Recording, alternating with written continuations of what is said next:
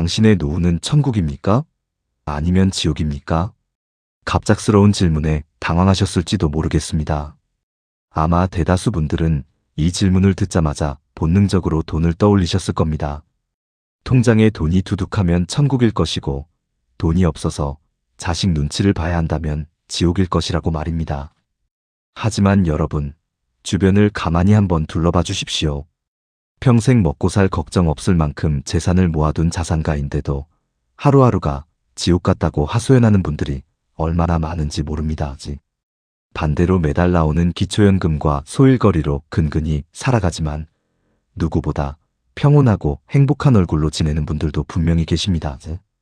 도대체 무엇이 이 두 사람의 운명을 천국과 지옥이라는 극과 극으로 갈라놓았을까요? 은퇴자들이 겪는 뼈에 사무치는 진짜 공포는 따로 있습니다. 그것은 바로 지독한 심심함과 막막함이었습니다. 상상해 보십시오. 아침에 눈을 떴는데 오늘 만나줄 사람도 없고 딱히 갈 곳도 없습니다. TV를 켰다 껐다, 휴대폰을 들었다 놨다 해보지만 연락 한 통 없습니다. 집안은 절간처럼 조용하고 시간은 멈춘 듯 흐르지 않습니다. 견디다 못해 공원에 나가보지만 지나가는 사람 구경 말고는 딱히 할 게 없습니다. 그제야 벤치에 앉아 깊은 한숨을 쉽니다. 내가 이러려고 60년을 뼈 빠지게 일했나. 이것이 바로 쇼펜하우어가 말한 권태라는 이름이 지옥입니다. 우리는 젊은 시절 오직 가족을 먹여 살리고 사회에서 살아남기 위해 내 모든 시간을 남에게 바쳤습니다. 직장 상사의 기분을 맞추고 고객의 비위를 맞추고 가족의 필요를 채워주느라 정작 나라는 사람은 잊고 살았습니다. 그러다 덜컥 은퇴를 하고 나니 내 시간을 채워주던 남들이 다 사라져버린 겁니다. 평생 남을 위해 사는 법만 훈련했지 나 혼자 노는 법은 배운 적이 없으니 당황스럽고 고통스러울 수밖에 없습니다. 그래서 많은 분들이 이 공허함을 채우기 위해 자꾸만 밖으로 눈을 돌립니다. 억지로 동창회에 나가서 자랑 섞인 남의 이야기를 들어주며 스트레스를 받고 자식들에게 서운한 감정을 쏟아내며 관계를 망치기도 합니다. 누군가 나를 찾아와서 즐겁게 해주기만을, 구원해주기만을 하염없이 기다리는 것입니다. 이것은 내 인생의 행복 리모컨을 남의 손에 쥐어주는 것과 같습니다.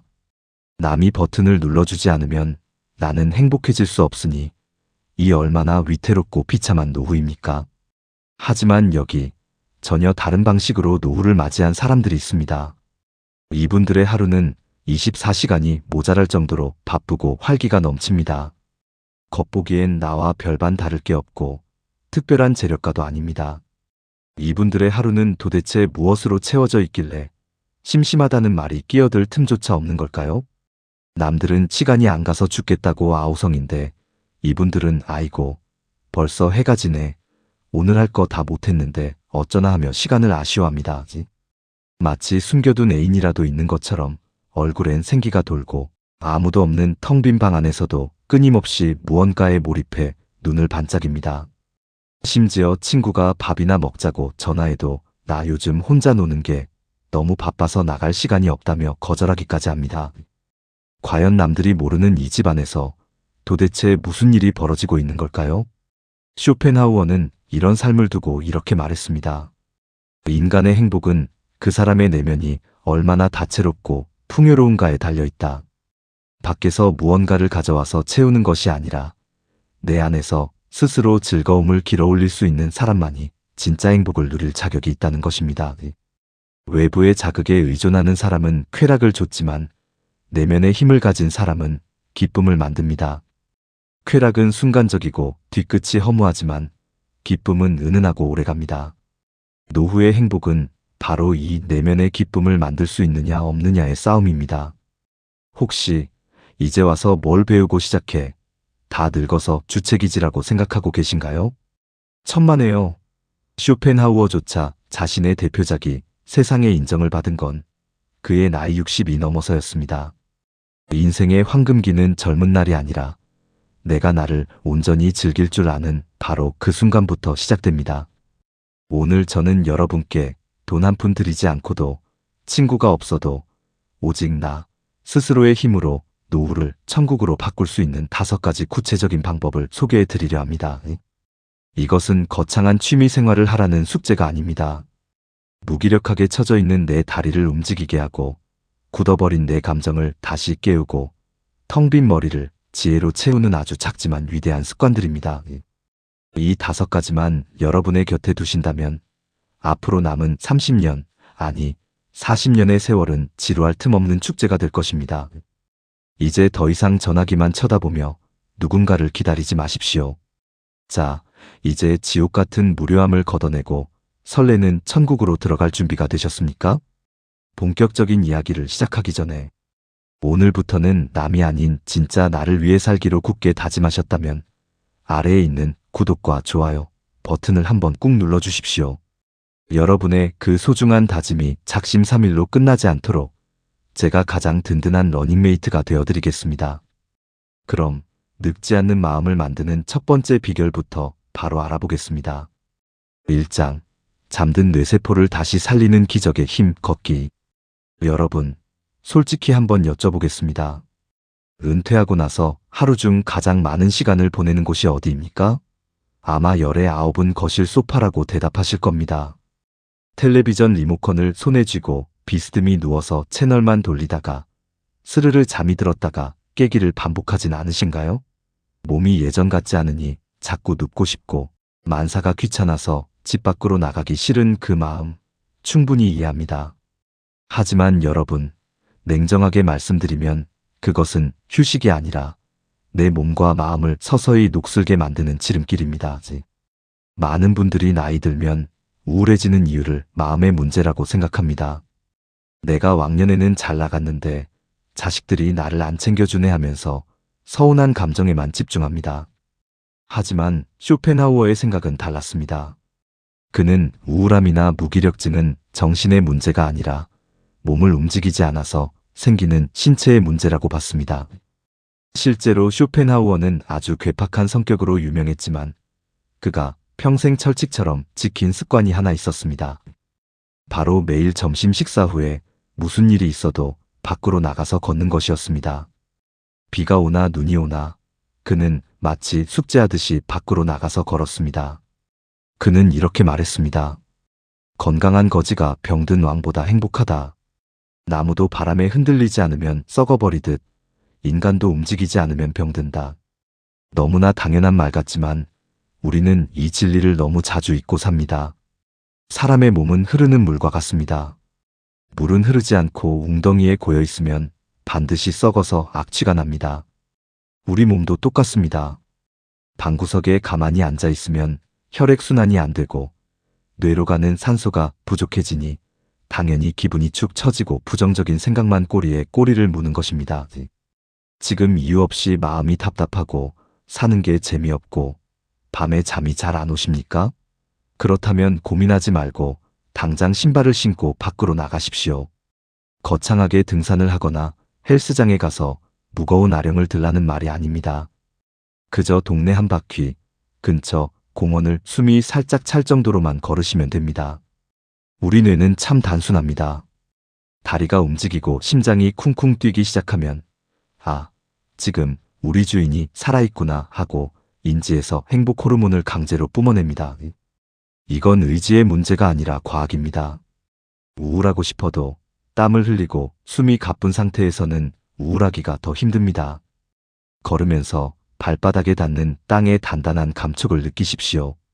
뺨을 스치는 시원한 바람, 코끝에 닿는 흙내음, 눈부신 햇살을 온몸으로 받아들이십시오.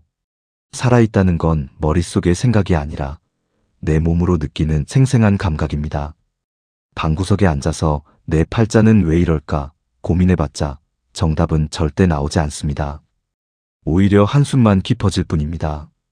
하지만 햇볕을 쬐며 걷다 보면 복잡했던 머릿속이 단순해지면서 그래, 뭐 별거 있나? 밥 잘 먹고 두 다리 튼튼하면 그만이지 않은 긍정적인 마음이 절로 솟아납니다. 마음이 운전수라면 몸은 자동차입니다. 자동차 엔진이 녹슬고 바퀴가 펑크 났는데 운전수가 아무리 베스트 드라이버라고 한들 앞으로 나갈 수 있겠습니까? 오늘부터 제발 핑계대지 마십시오. 무릎이 아파서 못 걷겠다. 허리가 아파서 못 나가겠다 하시는 분들 계십니다. 물론 아프면 치료를 받아야지요. 하지만 의사 선생님이 침대에서 절대 안정하라고 한 게 아니라면 아프지 않은 범위 내에서 조금씩이라도 움직이셔야 합니다. 기계도 안 쓰면 녹이 슬 듯, 관절도 아끼기만 하면 더 굳고 약해집니다. 지팡이를 짚고서라도 하루에 10분이라도 나가서 세상 구경을 하셔야 합니다. 걷기는 돈 한 푼 들지 않는 최고의 영양제이자 가장 강력한 우울증 치료제입니다. 다리가 튼튼해야 여행도 가고 맛집도 찾아다니고 손주도 안아줄 수 있습니다. 노년의 자존감은 통장의 잔고가 아니라 허벅지 근육에서 나옵니다. 생각은 줄이고 걸음은 늘리십시오. 오늘 흘린 땀방울이 여러분의 노후를 지탱하는 가장 든든한 보험이 되어줄 것입니다. 지금 당장 자리에서 일어나 스트레칭이라도 한번 쭉 펴고 문을 열고 나가보시는 건 어떨까요? 그 상쾌한 공기 한 모금이 여러분의 인생을 바꿀 수도 있습니다. 2장, 자식보다 나은 말 없는 친구, 식물. 나이가 들면서 우리를 가장 비참하게 만드는 감정이 무엇일까요? 단순히 몸이 늙는 것보다 더 견디기 힘든 것은 바로 나는 이제 세상에 쓸모없는 사람이 되었다는 느낌입니다. 현직에 있을 때는 오라는 데도 많고 결제해달라는 사람도 줄을 섰습니다. 집에서도 자식들이 어릴 때는 아빠, 엄마 찾으며 매달렸지요. 그런데 은퇴하고 나니 어떻습니까? 전화벨은 하루 종일 울리지 않고 자식들은 제 살길 바빠서 내 안부는 뒷전입니다. 마치 거대한 기계 부품이었던 내가 이제는 녹슬고 낡아서 교체된 뒤 길바닥에 버려진 것 같은 서러움이 밀려옵니다. 이 쓸모없다는 느낌이 지속되면 자존감이 바닥을 치고 결국 마음의 문을 닫게 됩니다. 이때 많은 분들이 외로움을 달래보려고 다시 사람을 찾습니다. 하지만 인간관계라는 게 참 야속합니다. 내가 힘들고 외로울 때 다가가면 상대방은 오히려 부담스러워하며 뒷걸음질 칩니다.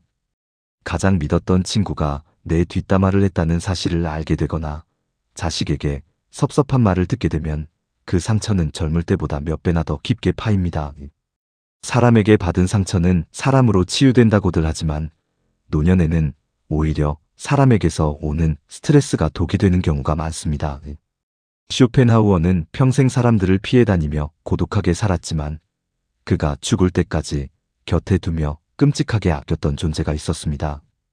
바로 그의 반려견 아트마였습니다. 그는 이렇게 말했습니다. 개는 인간처럼 가면을 쓰지 않는다. 인간은 계산하고 연기하지만 동물과 자연은 언제나 정직하고 투명하다. 쇼펜하우어는 복잡하고 위선적인 인간 세상에서 지친 마음을 말없는 동물과 자연을 통해 치유받았던 것입니다. 여러분, 사람에게 기대지 마십시오. 대신 말없는 친구를 만드십시오. 가장 권해드리고 싶은 것은 바로 식물을 키우는 일, 즉 반려식물을 들이는 것입니다. 에이, 다 늙어서 무슨 화초야? 나 챙기기도 바쁜데 귀찮아. 라고 손살에 치실 수도 있습니다. 하지만 한번 들어보십시오. 이건 단순히 꽃 구경이나 하자는 취미생활 이야기가 아닙니다. 이것은 죽어가는 나의 일상에 다시 생명의 에너지를 수혈하는 일입니다. 베란다에 상추 모종 하나, 혹은 방 한 구석에 작은 제라늄 화분 하나를 들여놓았다고 상상해 보십시오. 그때부터 여러분의 아침은 달라집니다. 눈을 뜨자마자 오늘 날씨가 춥네. 우리 화초 얼면 안 되는데 하며 베란다 문을 열어보게 됩니다. 목마르지? 물 줄게. 하며 말을 걸고 간밤에 새 잎이 돋았는지 들여다보게 됩니다. 아주 놀라운 변화가 일어납니다. 어제까지만 해도 누가 나 좀 안 챙겨주나 하며 받기만을 기다리던 수동적인 존재였던 내가 이제는 누군가를 돌보고 먹이고 살리는 능동적인 존재로 바뀌는 것입니다. 내가 물을 주지 않으면 시들어버리는 저 작은 생명이 역설적으로 나를 살게 만듭니다. 식물은 거짓말을 하지 않습니다. 자식은 공들여 키워도 서운한 말을 하고 배신을 때리기도 하지만 식물은 내가 정성을 쏟은 만큼 정직하게 자라납니다.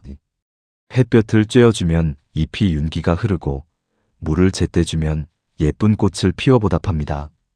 그 정직한 반응을 보면서 우리는 잃어버렸던 자존감을 회복합니다.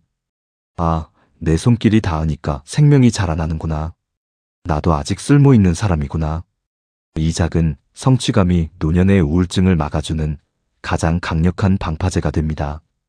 거창한 정원을 가꾸라는 말이 아닙니다.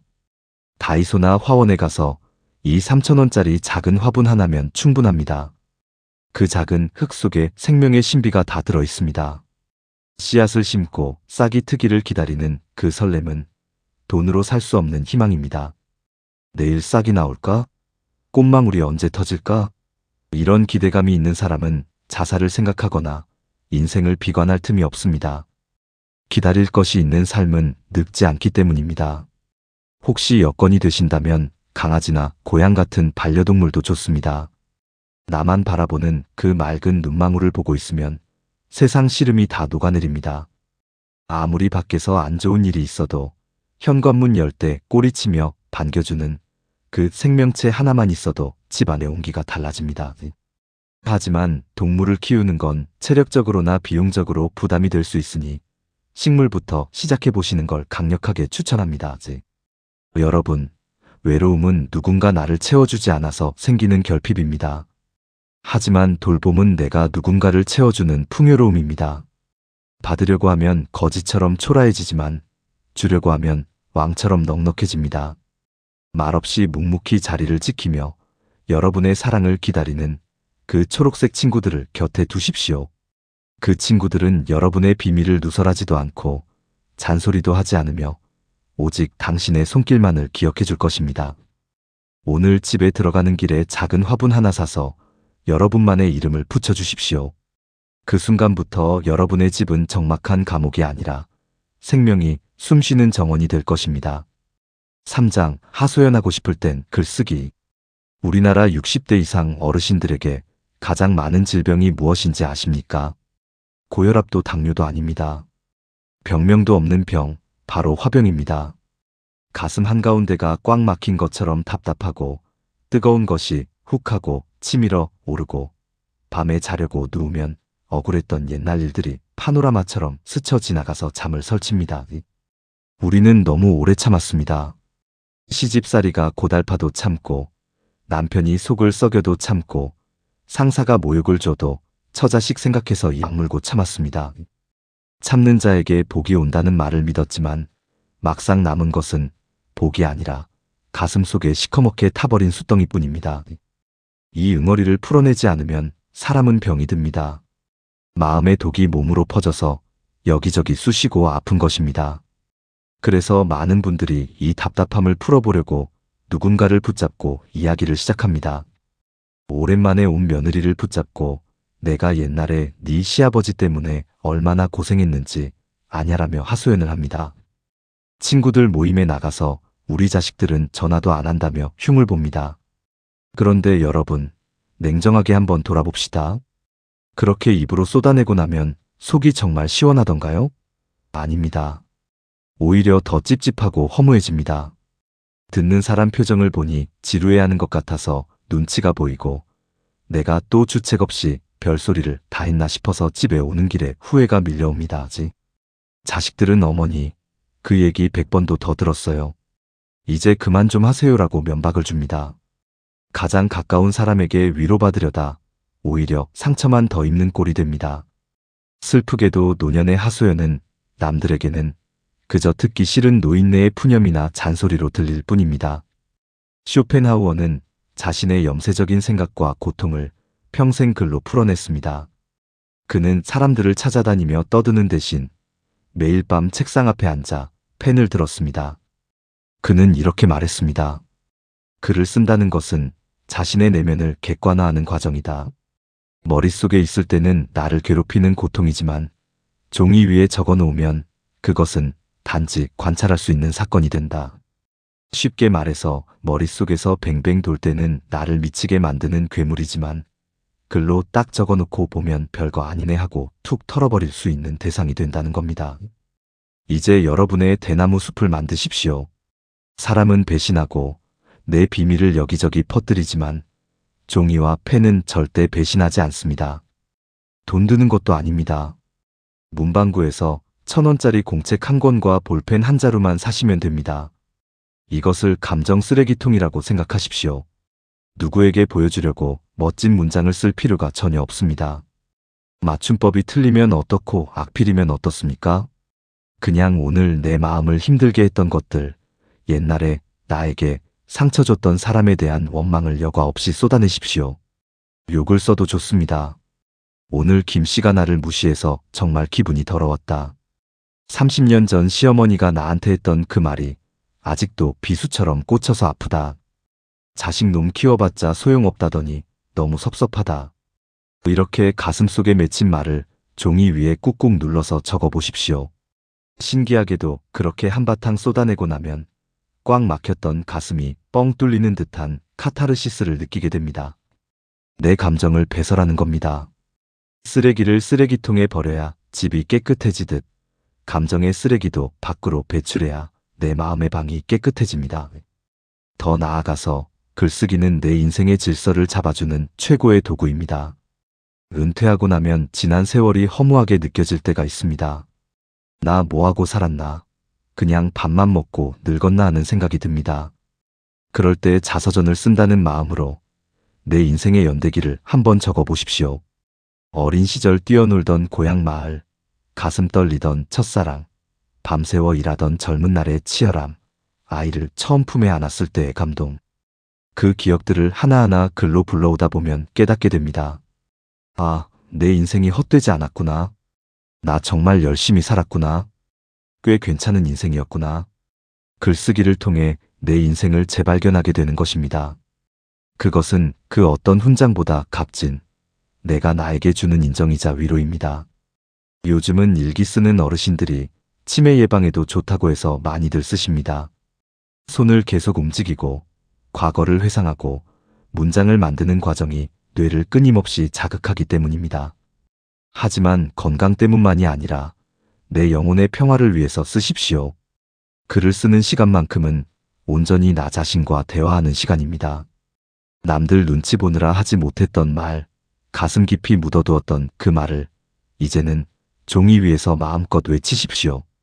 그렇게 비워내야 그 빈자리에 새로운 행복이 들어올 수 있습니다. 오늘 밤 잠들기 전에 단 3줄이라도 좋으니 여러분의 마음을 적어보시는 건 어떨까요? 그 짧은 글이 여러분의 밤을 편안하게 지켜줄 것입니다. 사장, 100마디 위로보다 나은 음악. 살다 보면 말로는 도저히 설명할 수 없는 슬픔이 찾아올 때가 있습니다. 딱히 무슨 일이 있었던 것도 아닌데 갑자기 가슴 한구석이 텅 빈 것처럼 시리고 눈물이 핑 돌 때가 있지요. 지난 세월이 주마등처럼 스쳐 지나가면서 밀려오는 회한일 수도 있고 먼저 떠난 사람이 사무치게 그리워서일 수도 있습니다. 이럴 때 주변 사람들에게 내 마음을 털어놓으면 어떤 반응이 돌아오나요? 대부분 이제 그만 잊으세요. 산 사람은 살아야죠. 기분 풀어. 술이나 한잔하자 같은 말들로 위로하려 듭니다. 물론 고마운 말입니다. 하지만 솔직히 그런 논리적인 말들이 여러분의 가슴 깊은 곳에 박힌 슬픔을 꺼내주던가요? 아닙니다. 오히려 내 마음을 아무도 몰라주는 것 같아서 더 외로워지기만 합니다.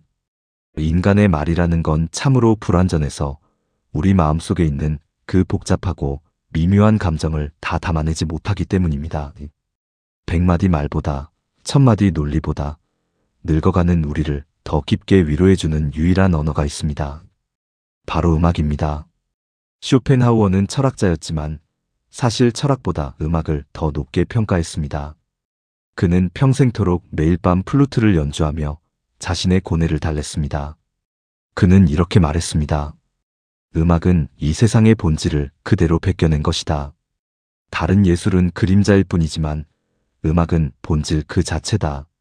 쉽게 말해서 우리가 살면서 겪는 기쁨, 슬픔, 고통, 환희 같은 감정의 알맹이가 음악 속에 고스란히 들어있다는 뜻입니다. 그래서 음악은 머리로 이해할 필요가 없습니다. 귀로 듣는 순간 심장으로 바로 꽂히기 때문입니다. 쇼펜하우어는 음악을 영혼의 목욕이라고 불렀습니다. 우리가 하루 종일 밖에서 일하고 들어오면 몸에 먼지와 땀이 묻어있지요. 그때 따뜻한 물에 몸을 담그고 씻어내면 얼마나 개운합니까? 음악이 바로 그런 역할을 합니다. 살면서 덕지덕지 붙은 마음의 때 사람에게 치여서 생긴 생채기, 풀리지 않는 인생의 응어리들을 음악이라는 흐르는 물에 씻어내리는 겁니다. 여러분, 우울할 때는 억지로 신나는 노래를 듣지 마십시오. 오히려 내 마음과 똑같은 슬픈 노래, 구슬픈 가락을 들으십시오. 신기하게도 슬픈 음악을 듣고 실컷 울고 나면 마음이 후련해지고 정화되는 것을 느끼게 됩니다. 이것을 카타르시스라고 합니다. 내 안에 고여있던 슬픔이 음악을 타고 밖으로 흘러나가기 때문입니다. 트로트 가락에 맞춰 흥얼거려도 좋고, 옛날 어머니가 부르시던 민요, 자락도 좋고, 마음을 차분하게 해주는 클래식 선율도 좋습니다. 장르는 중요하지 않습니다. 내 가슴을 울리는 것이라면 그것이 최고의 명곡입니다. 많은 분들이 노년에 악기 하나 배우는 게 로망이라고 하십니다. 물론 좋습니다. 기타를 치고 피아노를 치면 손가락 운동도 되고 성취감도 있지요. 하지만 제가 오늘 말씀드리는 건 굳이 배우라는 압박이 아닙니다. 배우는 게 스트레스가 된다면 과감히 포기하십시오. 대신 듣는 귀를 활짝 여십시오. 듣는 것만으로도 아니 듣는 것이야말로 최고의 치유입니다. 집에 혼자 있는 시간을 두려워하지 마십시오. 그 고요한 시간을 나만의 콘서트장으로 만드십시오. 편안한 의자에 깊숙이 몸을 파묻고 눈을 지그시 감고 좋아하는 음악을 틀어보십시오. 그 순간만큼은 여러분이 이 세상의 주인공이고 방구석 1열에 앉은 VIP 관객입니다. 음악이 흐르는 동안에는 외로움이 끼어들 틈이 없습니다. 선율 하나하나가 마치 친구가 되어 내 어깨를 토닥여주고 그동안 고생했다. 내가 다 안다 하며 말을 걸어올 것입니다. 나이가 들면 귀가 어두워진다고 서글퍼 하시지만 마음의 귀는 나이 들수록 더 밝아집니다. 젊었을 때는 그저 시끄럽게만 들리던 가사 한 줄이 늙어서 들으면 내 인생 이야기 같아서 가슴을 후벼 파는 경험 다들 해보셨을 겁니다. 그게 바로 나이 들미 주는 선물, 깊이의 힘입니다. 음악은 여러분을 절대 배신하지 않습니다. 언제 어디서든 여러분이 부르면 달려와서 곁을 지켜주는 가장 충직한 위로자입니다. 오늘 저녁에는 텔레비전 소리를 잠시 끄고 젊은 날 즐겨 듣던 노래 한 곡을 찾아 들어보시는 건 어떨까요? 그 3분의 시간이 여러분의 지친 영혼을 아주 따뜻하게 안아줄 것입니다. 5장, 뇌를 늙지 않게 하는 하루 15분 책 읽기. 마지막으로 여러분께 소개해드릴 5번째 도구는 우리 뇌를 늙지 않게 만드는 가장 강력한 영양제입니다. 바로 독서입니다. 아이고, 이 나이에 무슨 공부를 또 하란 말이냐 하며 손사래를 치시는 분들이 계실 겁니다. 눈도 침침해서 글씨도 잘 안 보이는데 책은 무슨 책이냐라고 말씀하시기도 합니다. 네, 맞습니다. 돋보기를 껴야 겨우 글자가 보이고 조금만 읽어도 눈이 피로해지는 게 당연한 나이입니다. 그리고 평생 시험 보고 승진하려고 억지로 책을 읽었던 기억 때문에 독서라고 하면 지긋지긋한 공부로 느껴지실 수도 있습니다. 하지만 여러분, 제가 권해드리는 독서는 머리 싸매고 암기하는 공부가 아닙니다. 이것은 시공간을 초월해서 인류 역사상 가장 똑똑하고 지혜로운 친구들을 내 방으로 초대하는 일입니다. 쇼펜하우어는 평생 책을 손에서 놓지 않았던 독서광이었습니다. 그는 독서에 대해 아주 멋진 정의를 내렸습니다. 독서는 다른 사람의 머리로 생각하는 것이다. 내 머릿속에 들어있는 생각은 내 경험의 한계에 갇혀 있습니다. 맨날 만나는 사람, 맨날 보는 뉴스, 거기서 얻는 정보가 전부입니다. 그러다 보니 생각도 고인 물처럼 굳어지고 흔히 말하는 고집센 노인이 되어가는 겁니다. 그런데 책을 펼치는 순간 내 좁은 머릿속으로 소크라테스가 들어오고 공자가 들어오고 톨스토이가 들어옵니다. 3000년 전을 살았던 천재가 내 옆에 앉아서 자네, 인생이 힘들지? 나도 그랬다네. 나는 이렇게 이겨냈다네. 하며 조곤조곤 조언을 해주는 것과 같습니다. 돈 한 푼 들이지 않고 당대 최고의 스승에게 1:1 과외를 받는 셈입니다. 이런 호사가 또 어디 있습니까? 특히 독서는 젊은 사람들보다 우리 같은 시니어들에게 훨씬 더 유리하고 깊은 맛을 줍니다. 젊은 친구들은 취업하려고 점수 따려고 책을 읽습니다. 그러니 책의 진짜 맛을 느낄 새도 없이 꿀떡 삼키기에 바쁩니다. 하지만 우리는 어떻습니까? 인생의 쓴맛 단맛 다 보고, 자식 키우고, 부모 보내고, 세상 풍파 다 겪어봤습니다. 그 경험을 안고 책을 읽으면 젊을 때는 보이지 않던 문장들이 가슴에 비수처럼 꽂힙니다. 아, 그때 그 말이 이 뜻이었구나. 내가 그때 그래서 그렇게 힘들었구나. 책 속의 이야기가 남의 이야기가 아니라 바로 내 인생 이야기가 되어 공명이 일어납니다. 이것이야말로 진짜 독서이고 나이 들미 주는 지혜의 특권입니다. 눈이 안 보여서 못 읽겠다는 핑계는 이제 통하지 않습니다. 세상이 얼마나 좋아졌습니까? 큰 글씨로 된 책도 많고 요즘은 오디오북이라고 해서 성우가 아주 듣기 좋은 목소리로 책을 읽어주는 기능도 있습니다. 그냥 눈 감고 라디오 듣듯이 가만히 듣고만 있어도 됩니다. 설거지하면서 들어도 되고 산책하면서 들어도 됩니다. 귀로 듣는 독서는 눈도 필요하지 않고 마치 할머니가 옛날 이야기 들려주던 시절로 돌아간 것처럼 편안합니다. 어려운 철학책이나 두꺼운 역사책을 읽으려고 애쓰지 마십시오. 남들에게 나 이런 유식한 책 읽어하고 자랑할 필요 없습니다. 만화책이라도 좋고 가벼운 수필집이라도 좋고 무협지라도 좋습니다. 읽다가 재미없으면 과감하게 덮어버리고 다른 책을 집으십시오. 독서는 숙제가 아니라 놀이여야 합니다. 도서관에 가는 습관을 들이는 것도 참 좋습니다. 도서관은 돈 없는 노인에게 천국과도 같은 곳입니다. 여름에는 시원하고 겨울에는 따뜻합니다. 수만 권의 책들이 여러분을 기다리고 있고 거기 앉아 있는 것만으로도 지적인 자극을 받습니다. 책을 읽는 동안 우리는 절대 혼자가 아닙니다. 책 속의 등장인물과 울고 웃으며 대화하느라 시간 가는 줄 모르게 됩니다. 친구가 없다고 외로워할 시간이 없습니다. 책장에 꽂힌 책들은 여러분이 부르면 언제든 달려나오는 영원히 늙지 않고 배신하지 않는 친구들입니다. 오늘부터 하루 딱 15분, 3000년 묵은 지혜로운 친구와 수다를 떨어보시는 건 어떨까요? 그 대화가 여러분의 뇌를 싱싱하게 만들고 여러분의 영혼을 깊고 푸르게 만들어줄 것입니다. 마지막 장, 이제부터는 남을 기다리지 말고 나를 사랑하십시오. 긴 이야기를 마무리하며 여러분께 마지막으로 꼭 드리고 싶은 말씀이 있습니다. 지금까지 우리는 노년의 고독을 천국으로 바꾸는 5가지 도구에 대해 이야기를 나눴습니다.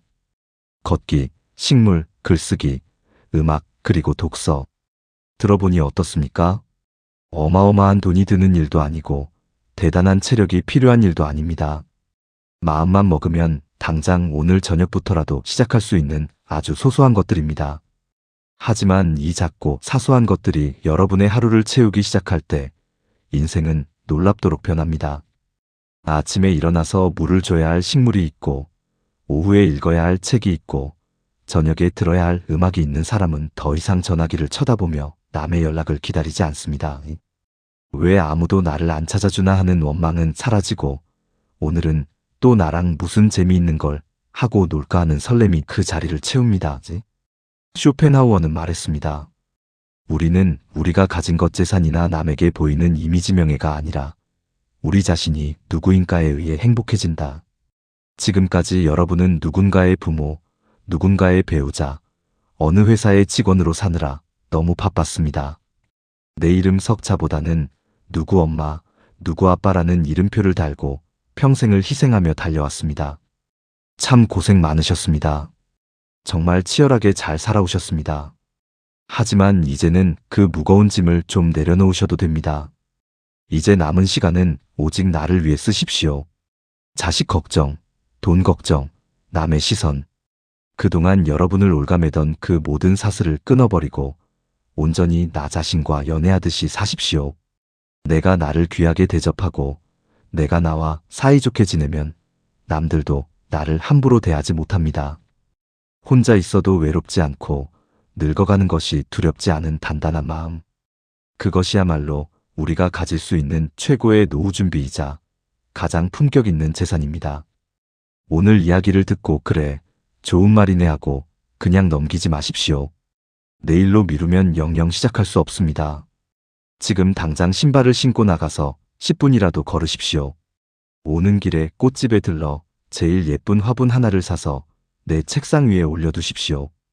그 작은 시작이 여러분의 남은 인생을 지루한 흑백 영화에서 찬란한 총천 연생 영화로 바꿔놓을 것입니다. 여러분의 노년이 고독한 감옥이 아니라 자유롭고 우아한 황금기가 되기를 진심으로 응원합니다. 오늘 영상이 여러분의 마음에 작은 불씨 하나를 지펴주었다면 구독과 좋아요를 남겨주세요. 오늘도 나 자신을 꼭 안아주는 따뜻한 하루 보내십시오. 감사합니다.